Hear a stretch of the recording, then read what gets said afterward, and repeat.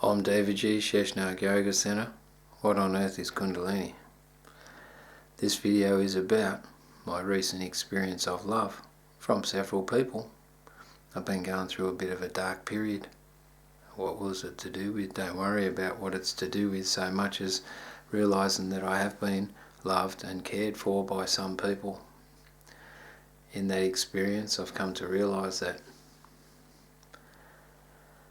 even though I have this great intellect, fantastic mind, I have an awesome body, I've got these fantastic resources in the sense of my profession, my ability to know stuff,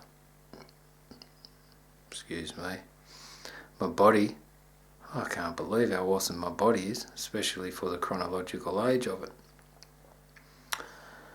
In the experience of love of other people, I've actually been embraced to such an extent where I want to bring the love into my heart. I don't want to go the previous path of victimization, but I do want to be aware of people that are manipulative and aggressive towards me. I want to be able to express the love that I have for my children towards the everyday person, not so much at my expense, just freely in a way that they feel better and validated about themselves, and also I'm soft in the projection of that. I'm also loving towards myself. I've had to overcome a fair bit of shame recently. Shame to do with the loss of my second marriage, shame to do with the fact that when I do go into a relationship, the people that I'm in the relationship with have a tendency to manage me and filter me because they're scared of how other people will judge me and then reflect that onto them. I embrace other people's beliefs and their value systems in regards to what they think's true and untrue. They can believe anything they want. I won't actually confront them or ask them to be accountable for their misinterpretation. In my embracement of myself and working through the shame that I've had in regards to creating emotional blockages, I've realised that I've been a bit silly in the last 16 years or 17 years, let's say. Coincidence led me to God, and then I realised that I was born in the image of the Creator. Because my Kundalini was fully awakened, I realised that I could create anything at will, so I am literally a God incarnate. I don't know if everyone is. I don't know if your Kundalini has to be fully awakened for you to create things at will. All I know is that I basically can. So, because of that, I haven't tried to create anything because I'm scared. I didn't really want to do it through a desire-based interpretation of my limited self. I only wanted to create one thing, and that was a consort to accompany me on this mission of Sheshnag. I've got a few witnesses, and I did create her. She came into my life. It was bliss for 6 weeks, and then she ran in fear because she didn't want to give over control. She didn't want to surrender unto the great being. She didn't want to get rid of everything that she ever was, and that's understandable. Not to mention she came from near the equator. I live in the south of the world, which is a cool place. Not cool as in like the Fonz, but cool as in temperature wise. So she had to run away when it came to the personal power of her being in control or her personally surrendering, and she had the fight or flight option through her third chakra and personally chose to flight rather than surrender and transmute it into love. That's cool. It's the only thing I've tried to create in the last recent period.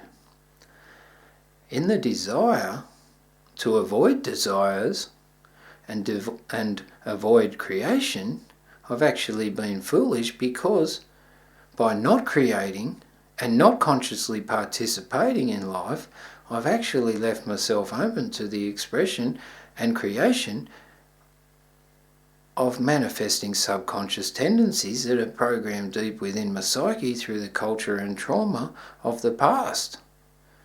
Little did I know, I should have been working through those shames, those emotional and etheric imbalances, the blockages in my etheric body, and then embrace the fact that I can create things at will. Sitting there each day, I'm probably better off actually creating a harmonized life and creating experiences that are beneficial to both me and everyone around me. Now, because of the love that I've been shown, and I'm showing myself, I sit there and I actually want to introduce into my daily practice a participation where I actually consciously participate in creating a beautiful experience. One that I do create abundance. One that I am a conscious participant on. One that I am, God willing, able to manifest my desires. Much like the sex video, why would a God give me 3 powers in the form of Ichha Shakti, the power of desire, Jnana Shakti, the power of knowledge, Karma Shakti, the power of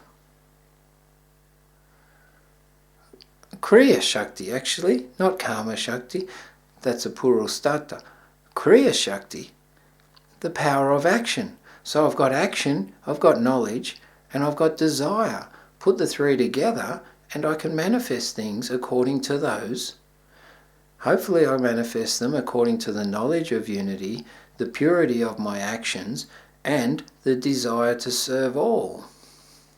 God help me, because I've just manifested someone today, or I've actually put it into the lap of Shivji, Om Namah Shivaya, who's got it under control.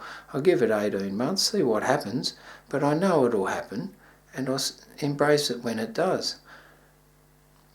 As far as another consort goes, because Shakti Ji, she didn't want to participate at this point in time or this lifetime, so she declined. Now I need to create a honey mother, so to speak, in the Sanskrit terminology, and see how that goes. But while I'm doing that, I also want to consciously participate in everyday experience where I do create and consciously participate in my experience of life. I want to do that from my heart, and that's all I want to do. Express the love, but be love with boundaries. That might be my next video, be vulnerable by choice. Anyway, this is about consciously choosing to create rather than consciously choosing to not create, which ended up in pain and manifestation of subconscious programming and tendencies. See how it goes? That's a wrap. Om Namah Shivaya, sheshnag.com. If you want to subscribe, that's cool. If you don't, that's cool too. Peace.